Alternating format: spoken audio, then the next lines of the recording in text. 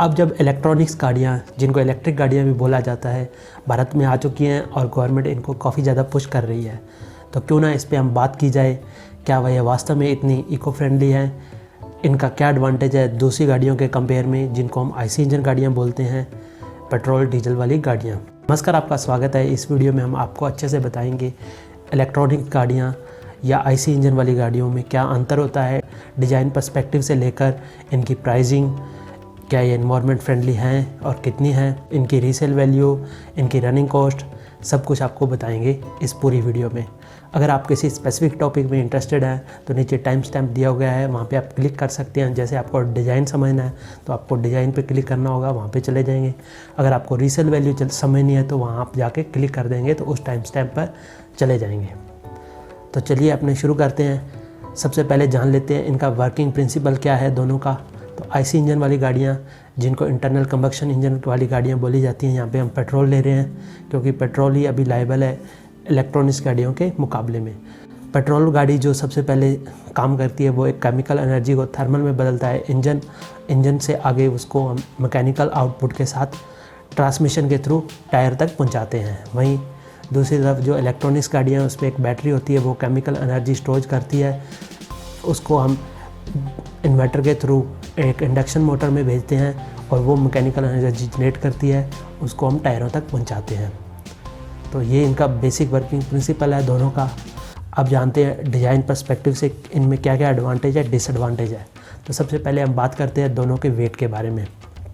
तो जो इलेक्ट्रिक गाड़ियाँ हैं उनका वेट काफ़ी कम होता है, क्योंकि जो आईसी इंजन है उसको सिर्फ चलाने के लिए हमें उसके साथ काफ़ी सारे कंपोनेंट इस्तेमाल करने पड़ते हैं। जैसे एक नीचे ऑयल चैम्बर लगाना पड़ता है, फ्लाई व्हील लगाना पड़ता है और काफ़ी हैवी ट्रांसमिशन लगाना पड़ता है। दूसरी तरफ जो इलेक्ट्रॉनिक्स गाड़ियाँ हैं उसमें सबसे हैवी पार्ट उनका बैटरी होता है और वो आईसी इंजन के मुकाबले में काफ़ी हल्का होता है। आप इसको इस तरह समझ सकते हैं, एक 30 किलो की बैटरी 240 किलोवाट की पावर जनरेट कर सकती है, वहीं एक 30 किलो का आईसी इंजन 140 किलोवाट की पावर जनरेट करता है। सिर्फ सिंगल आईसी इंजन, उसके कंपोनेंट अलग से हैं। अब बात करते हैं वेट डिस्ट्रीब्यूशन, जो इसी का नेक्स्ट पॉइंट है। तो जो आईसी इंजन है उसमें एक दिक्कत रहती है, जहाँ पे हमने आईसी इंजन लगाया है उसके आसपास उसके सारे बाकी कंपोनेंट भी लगेंगे, तो इस तरह उसका वेट जो है एक जगह ज़्यादा हो जाता है, दूसरी जगह कम हो जाता है। इसलिए गाड़ी में इसको बैलेंस करना पड़ता है। इसके लिए हमने एक पूरी स्पेसिफिक वीडियो बनाई है, किस तरह एक आईसी इंजन की पोजीशनिंग गाड़ी की पावर डायनामिक्स को पूरी तरह बदल देती है। आप उस वीडियो को पूरी तरह देख सकते हैं और आपको पता चलेगा किस तरह सुपर कार की इंजन बीच में होता है या मसल कार का इंजन पीछे की तरफ होता है और हमारी जनरल गाड़ियों का इंजन आगे की तरफ होता है। वहीं दूसरी तरफ जो बैटरी वाली गाड़ियाँ हैं उसमें सबसे हैवी कंपोनेंट उसके बैटरी होता है, उसको ग्रेजुअली चेसी के साथ नीचे की तरफ लगाया जाता है, पूरी चेसी पर डिस्ट्रीब्यूट किया जाता है। इस तरह उसका सेंटर ऑफ ग्रेविटी भी नीचे आ जाता है और वेट भी अच्छे से डिस्ट्रीब्यूट हो जाता है। यहीं से हमारा तीसरा पॉइंट निकलता है, सेंटर ऑफ ग्रेविटी नीचे की तरफ हो जाता है तो इसको ट्रैक्शन भी काफ़ी अच्छे तरीके से मिलता है और सड़कों पर ये गाड़ी अच्छे तरह से टर्न करती है छोटी रेडियस के साथ। तो ये एडवांटेज जाता है इलेक्ट्रॉनिक्स गाड़ियों को। अब बात करते हैं फ्यूल रिफिलिंग की। तो फ्यूल रिफिलिंग आपको पता ही है, आईसी इंजन गाड़ियों में 2 या 3 मिनट में आप पूरा फुल टैंक भर सकते हैं। वहीं इलेक्ट्रॉनिक्स गाड़ियों में अभी तक ऐसी सुविधा नहीं आई। इसकी एडवांस से एडवांस गाड़ी को भी आप 1 से 1.5 घंटे के अंदर बैटरी को फुल चार्ज कर सकते हैं। तो ये एडवांटेज आपको हो जाता है आईसी इंजन की तरफ। इसके बाद आते हैं फ्यूल हैंडलिंग पर। फ्यूल हैंडलिंग जो है अपने आईसी इंजन में एक फ्यूल टैंक के थ्रू की जाती है और बैटरी वाली गाड़ियों में बैटरी के थ्रू की जाती है। तो यहाँ पे जो बैटरी होती है, लिथियम आयन की बैटरी होती है इन गाड़ियों में, अगर इसका इस्तेमाल किया जाता है तो ये गर्म हो जाती है। इसके लिए इसका अलग से एक कूलिंग सिस्टम होता है। वहीं दूसरी तरफ जो फ्यूल टैंक होता है उसका कोई कूलिंग सिस्टम नहीं होता, उसकी हैंडलिंग काफ़ी सस्ती पड़ती है। तो ये एडवांटेज आता है आईसी इंजन को। अब बात करते हैं पावर डायनामिक्स की। तो आपको इस तरह समझना पड़ेगा, जो आईसी इंजन होता है उसकी एक आरपीएम रेंज होती है, एक सर्टन आरपीएम से लेकर एक दूसरी आरपीएम तक ये अच्छा टॉर्क दे पाता है। वहीं दूसरी तरफ जो इंडक्शन मोटर होती है वो 0 आरपीएम से लेकर मिनिमम कितने भी आरपीएम तक अच्छा टॉर्क देती है। जो इंजन होता है एक सर्टन रेंज में अच्छा टॉर्क दे पाता है, वहीं जो मोटर होती है वो काफ़ी वास्ट रेंज में अच्छी पावर डायनामिक्स देती है। ये एडवांटेज भी जाता है इलेक्ट्रॉनिक्स कार की तरफ। बात करते हैं रीजनरेटिव ब्रेकिंग के लिए, तो रीजनरेटिव ब्रेकिंग जो हासिल की जाती है इंजन में, इसके लिए अलग से एक डीसी मोटर का इस्तेमाल किया जाता है। वहीं इंडक्शन मोटर में वो पहले से ही एक मोटर है, उसका फ्लक्स चेंज कर आप रीजनरेटिव ब्रेकिंग हासिल कर सकते हैं। तो ये एडवांटेज भी जाता है इलेक्ट्रॉनिक्स कार की तरफ। ये होगी डिज़ाइनिंग के पर्सपेक्टिव से। अब बात करते हैं क्या वास्तव में इलेक्ट्रिक कार या इलेक्ट्रॉनिक्स कार इन्वायरमेंट फ्रेंडली हैं, और हैं तो कितनी हैं। तो जिस तरह एक घर में 4 पेड़ लगा देने से वो घर ग्रीन हाउस नहीं हो जाता, उसी तरह एक गाड़ी में बैटरी लगा देने से वो इन्वायरमेंट फ्रेंडली नहीं होती।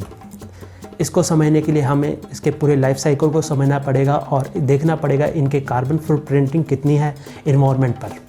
तो इसको जानने के लिए हम इसकी पूरी मैन्युफैक्चरिंग प्रोसेस को समझेंगे। ये बैटरी कहाँ से आती है और आईसी इंजन कहाँ से आता है, इनकी फ्यूलिंग कहाँ होती है, इनकी फ्यूलिंग में क्या कार्बन फुटप्रिंट है, फिर इसकी रिसाइकलिंग में क्या कार्बन फुटप्रिंट है, सब समझेंगे।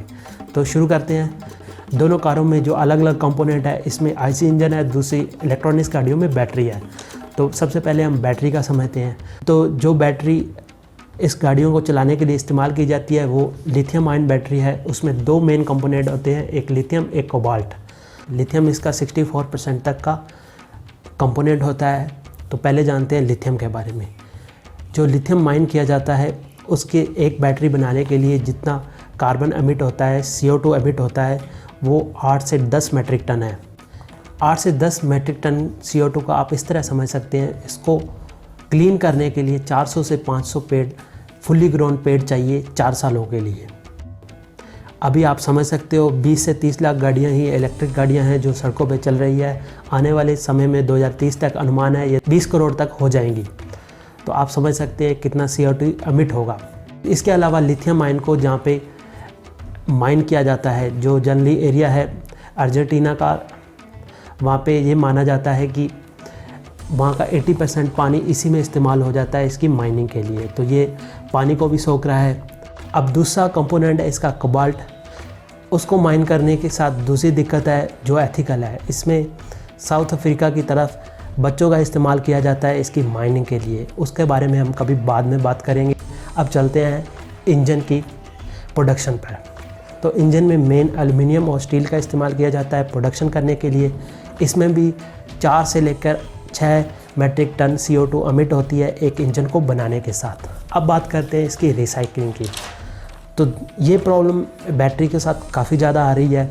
एक यूरोपीय रिपोर्ट के अनुसार लिथियम आयन बैटरी को रिसाइकिल करना काफ़ी ज़्यादा मुश्किल है। अभी तक 10 से 12% लिथियम आयन बैटरी ही रिसाइकिल हो पाई हैं। इनकी स्टोरेज भी नहीं की जा सकती क्योंकि ये काफ़ी फ्लेमेबल ऑब्जेक्ट है, इसको डिस्ट्रॉय करके फेंकना ही पड़ता है। दूसरी तरफ जो आईसी इंजन का मटेरियल होता है उसको दोबारा रिसाइकिल किया जा सकता है। अब बात करते हैं इनकी रनिंग कॉस्ट की। तो सबसे पहले हम जान लेते हैं एक बैटरी की रनिंग कॉस्ट के बारे में इन्वायरमेंट के पर्सपेक्टिव से। तो जो बैटरी है वो जनरली अभी तक हमारी ग्रिड पावर से चलती है या सोलर से चलती है। तो जैसे इंडिया में ज़्यादातर इलेक्ट्रिक ग्रिड कोयल के थ्रू आ रही है, अगर इसको हम सोलर या कोई विंड एनर्जी जैसे क्लीन एनर्जी के साथ चेंज कर देते हैं तो ये जो बैटरी है जिस इलेक्ट्रिसिटी के साथ चलती है ये क्लीन हो जाएगी। तो काफ़ी हद तक एडवांटेज मिलेगा हमें इसका। वहीं दूसरी तरफ आईसी इंजन का जो सबसे बड़ा प्रॉब्लम यहीं पे आता है इसकी रनिंग कॉस्ट इन्वायरमेंट के, क्योंकि जो इसमें इस्तेमाल होता है उसे हम पेट्रोलियम बोलते हैं और पेट्रोलियम प्रोडक्ट को निकालना, लिथियम को निकालने से, माइन करने से बहुत ज़्यादा कॉस्ट में आता है। ये मिलियंस टन CO2 एडमिट करता है इन्वायरमेंट में लिथियम के मुकाबले। यहाँ पे एडवांटेज आता है बैटरी को, इसीलिए एक बैटरी की जो रनिंग कॉस्ट है इन्वायरमेंट के पर्सपेक्टिव से काफ़ी क्लीन रहती है। तो इस तरह आप समझ सकते हो एक बैटरी वाली गाड़ी जो हालांकि उसमें लिथियम कोबाल्ट जैसी काफ़ी सारी प्रॉब्लम है, फिर भी अभी तक पेट्रोल जैसी गाड़ी से सेफ़ है। हमने समझ लिया है कि कौन सी गाड़ी कितनी इन्वायरमेंट फ्रेंडली है। अब बात करते हैं ये गाड़ियाँ आपकी जेब के लिए कब फ्रेंडली होंगी, यानी कि इनकी बाइंग कॉस्ट कब कम होगी या कितनी कम की जा सकती है। तो सबसे पहले अपने जान लेते हैं अभी इसकी बाइंग कॉस्ट है क्या। तो इसके लिए मैंने एक नेक्सॉन गाड़ी का एग्जांपल लिया है। जो बैटरी में भी उपलब्ध है इंडिया में और पेट्रोल वेरिएंट में इस्तेमाल की जा रही है। इन दोनों की प्राइस वेरिएंट के हिसाब से 3 से 4 लाख का फ़र्क आ जाता है। जब आप खरीदते हो पेट्रोल गाड़ी इतनी सस्ती हो जाती है। हालांकि गवर्नमेंट कई जगह पे अपने स्तर पर आपको 1 से 1.5 लाख का बेनिफिट ओवर द ईयर देती है इसकी रजिस्ट्रेशन फ़ीस के तौर पर। और फिर भी आपको एक गाड़ी की जो कॉस्ट है अभी ख़रीदने में 2 से 2.5 लाख रुपए ज़्यादा होती है अभी तक पेट्रोल के मुकाबले में। तो क्या ये वास्तव में महंगी गाड़ियाँ हैं? यहाँ पे एक थोड़ा सा चेंज हो जाता है जब आप किसकी रनिंग कॉस्ट पे बात करते हो, तो वो समझाते हैं आपको आगे। अब बात करते हैं दोनों गाड़ियों की रनिंग कॉस्ट के बारे में। तो एक गाड़ी अपने जो पेट्रोल की मानते हैं उसकी एवरेज हम मानते हैं 20 किलोमीटर पर लीटर। तो अगर आप 100 रुपये के हिसाब से पेट्रोल की कीमत मानते हो तो आपको ये 5 रुपये पर किलोमीटर के हिसाब से गाड़ी चलती है। इसको अगर आप 1 लाख किलोमीटर चला लेते हो तो आपको 5 लाख का खर्चा आएगा इस गाड़ी को चलाने में, सिर्फ चलाने के लिए 2 या 3 साल के अंदर या 4 साल के अंदर। वहीं दूसरी तरफ आप एक इलेक्ट्रिक गाड़ी ऑन करते हो जिसमें 30 किलोवाट की बैटरी है, उसको आप चार्ज करते हो तो आपको एक चार्ज में 30 यूनिट का खर्चा आता है। 1 किलोवाट को 1 यूनिट बोला जाता है और 30 किलोवाट मतलब 30 यूनिट। अगर इसका आप एवरेज खर्चा 8 रुपये भी लगाते हो तो ये 240 रुपये की पड़ेगी। और आज के हिसाब से बात कर रहे हैं, आने वाले टाइम में अलग अलग इन्फ्लेशन रहेगा तो इसका आपको खर्चा पड़ता है 240 रुपये। और आपको बैटरी वाली गाड़ी 300 से 350 की रेंज बताती है। अगर आप 250 किलोमीटर की रेंज भी मानते हो तो ये आपको 1 किलोमीटर में 1 रुपये का खर्चे पे चलती है। तो इस तरह अगर आप इसको 1 लाख किलोमीटर चलाते हो तो ये आपका 1 लाख रुपये खर्चा देती है। 2 से 3 साल के रेंज में देखा जाए तो ये गाड़ी आपको 1/4 या 5वें हिस्से तक सस्ती पड़ जाती है रनिंग कॉस्ट में। जो आपने पहले 2 से 3 लाख रुपए ज़्यादा दिए हैं वो आपको 1 से 2 साल आगे रिकवर कर सकते हो इसकी रनिंग कॉस्ट में। वहीं दूसरी बात आती है इसकी मेंटेनेंस में। इलेक्ट्रॉनिक्स गाड़ियों की मेंटेनेंस काफ़ी कम है पेट्रोल गाड़ियों के मुकाबले। ये भी आपको आधी पड़ेगी ओवर द ईयर। तो इस तरह आपको एक इलेक्ट्रॉनिक गाड़ी ख़रीदने में अभी 2 लाख या 3 लाख रुपए ज़्यादा देने पड़ते हैं, पर अगर फर्दर आपको 2 या 3 साल में इसकी रिकवरी हो जाती है।